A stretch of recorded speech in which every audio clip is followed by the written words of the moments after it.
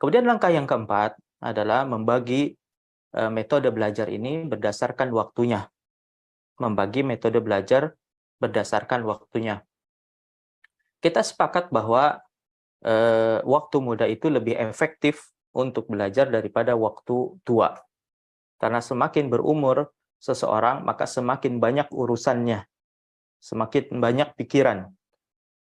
Dan kajian ini adalah didedikasikan bagi pekerja yang, maka saya yakin sebagian besar dari antum ini bukan lagi generasi muda kalau sudah statusnya adalah sebagai pekerja. Maka fase manusia ini, ya, fase manusia yaitu muda, kemudian dewasa, kemudian tua, bisa kita jadikan sebagai model belajar, ya, berdasarkan waktunya. Ya, kita kiaskan waktu muda itu dengan waktu pagi, waktu dewasa itu dengan waktu siang, dan waktu tua itu dengan waktu malam. Ya, tentu ini kita kembalikan lagi kepada keluangan waktunya masing-masing, karena ada yang bekerja di malam hari, ada yang bekerja di siang hari, ada yang di pagi hari, ya. Kita sesuaikan dengan kondisi antum masing-masing. Misalnya yang pertama, waktu pagi, ya. Tadi kita ibaratkan dia sebagai waktu muda, ya. Dan namanya waktu muda itu mau belajar apapun dengan metode apapun, insya Allah selalu masuk aja, karena dia tidak ada beban pikiran, ya, masih fresh otaknya itu.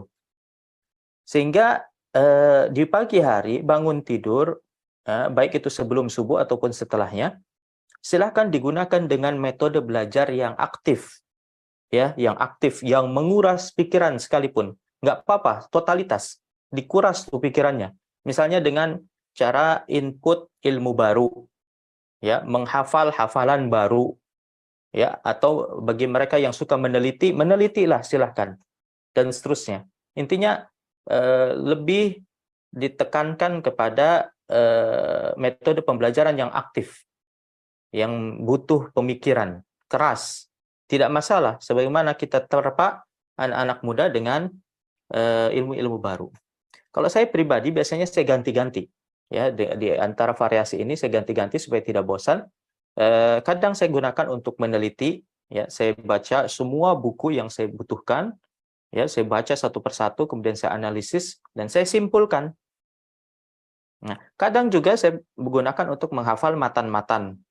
Misalnya matan An-Nuqayyah, saya pakai untuk menghafal matan Alfiyah, itu di pagi hari, ya, dan kitab-kitab lain yang memang saya butuhkan untuk mengajar itu